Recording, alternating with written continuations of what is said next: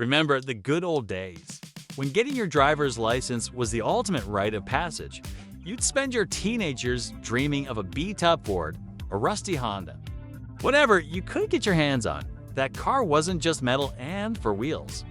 It was freedom. It was your ticket to late-night drives, spontaneous road trips, and escaping your parents' watchful eyes.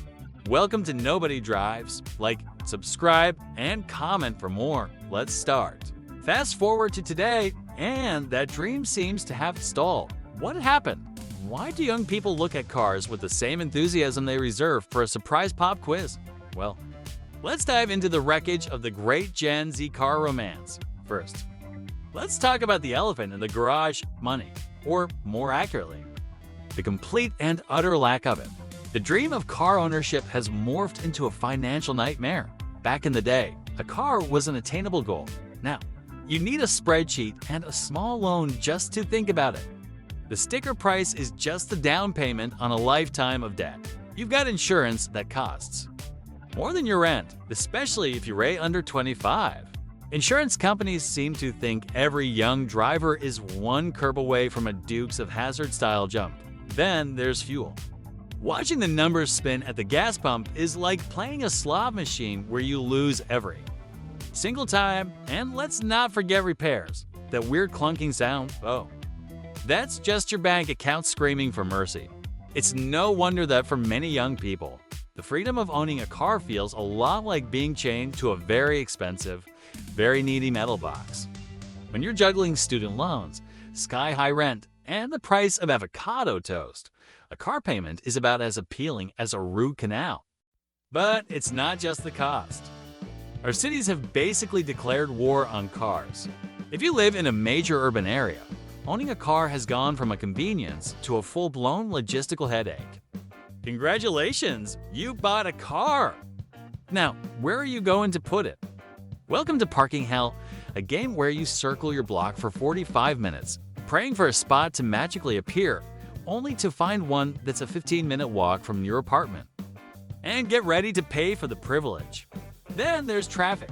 You can spend thousands on a car with 300 horsepower, only to use precisely 3 of those horses to crawl behind a bus at 5 miles per hour. Cities are also rolling out low-emission zones, congestion charges, and pedestrian-friendly streets. It's almost like they're actively trying to make driving as miserable as possible. And you know what? It's working. When you can hop on a train, grab an e-scooter, or just walk, the idea of sitting in a traffic jam, burning expensive fuel, and then paying for parking seems, well, kind of dumb. The city itself has become the ultimate anti-car accessory. Now, let's get to the real cultural shift. The horsepower of the 20th century has been replaced by the processing power of the 21st. The ultimate status symbol is no longer parked in your driveway. It's sitting in your pocket. Think about it. What does a car represent? Freedom, connection, status, excitement. Your smartphone does all of that, and it fits in your hand. You want to connect with friends. You don't need to drive to their house. You can FaceTime them from your couch. You want status. Forget shiny rims. It's all about your follower count on TikTok or your perfectly curated Instagram grid. The thrill of acceleration has been replaced by the dopamine hit of a notification. Your digital identity is your new souped-up engine. Young people aren't antisocial. Their social lives have just migrated online. A car was a tool to get to the fun.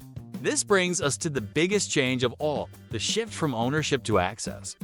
The idea of owning something forever is becoming old-fashioned. Why own a massive collection of DVDs when you can have Netflix? Why buy an album when you can have Spotify? And why buy a car when you can have, well, everything else? The world is now a buffet of transportation options. Need to get across town? Summon an Uber or a Lyft. The car arrives, you get in, you get out. No insurance, no parking, no problem. Feeling spontaneous? Use a car-sharing app like ZipCare. You can rent a car for an hour or a day, use it, and then forget about it. There are even car subscription services now, the Netflix for vehicles, where you can swap cars every month. This access over ownership model is perfectly suited for a generation that values flexibility and experiences over permanent possessions. Owning a car means being tied down. It's a commitment. Access means freedom. On your own terms, it's about having the utility of a car without any of the long-term baggage. It's simply a smarter, more efficient way to get from a to B in a world that's constantly changing. So, have young people fallen out of love with the car itself? Not necessarily. They haven't stopped appreciating a beautifully designed machine or the thrill of an open road. What they've rejected is the outdated cultural baggage that comes with it. The car is no longer the default symbol of adulthood or freedom. It's just one tool among many. The world has changed. The economy has changed. Cities have changed. Technology has changed. The romance of the road hasn't died. It has just evolved. The freedom they seek isn't found in a V8 engine, but in financial independence, urban mobility, and digital connection. They're not anti-car, they're just pro-options. They're building a new definition of freedom, one that doesn't require a monthly payment or a parking permit. So, next time you see a young person on a scooter or a train, don't feel sorry for them. They haven't lost the dream, they're just chasing a new one. And honestly, it looks a lot less stressful. Thanks for watching Nobody Drives. Is the car's reign as a cultural icon officially over? Or is this just a temporary pit stop? Let me know your thoughts down in the comments. And if you enjoyed this little road trip through cultural history, make sure to hit that like button and subscribe for more. See you next time.